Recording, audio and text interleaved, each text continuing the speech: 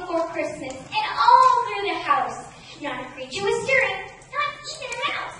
The stockings were hung by the chimney with care, with hope that St. Nicholas soon would be there.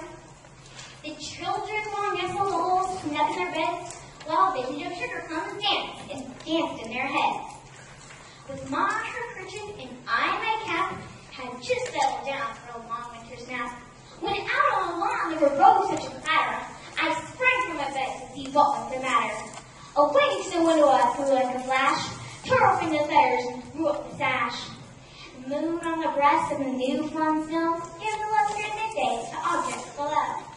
But what to my wondering eyes should appear but a miniature sleigh and 8 tiny reindeer. Their little old driver so lively and quick, he whistled and shouted and called them by name. Now Dasher, now Dancer, and Prancer, and Vixen. On Comet, on Cupid, on John, on Woodson, to the top of the porch, to the top of the wall. Now dash away all. As dry leaves out before the wild hurricanes fly, when they meet with an obstacle mountain sky. So up to the housetop his horseshoe face flew, with a sled full of toys and St. Nicholas too. And then a twinkling I heard on the roof, the frenzy and pine of each little hoof. As I turned my head and turned around, down the chimney St. Nicholas came with a bound. He was dressed in a fur from his head to his foot, and his clothes were all tarnished with ashes and soot. The bundle of toys he hung over his back. He was like a peddler just opening his pack. His eyes, how they twinkled, his dimples how merry, his cheeks were like roses, his nose like a cherry. His droll little mouth was drawn up like a bow, and the beard of his chin was white as snow.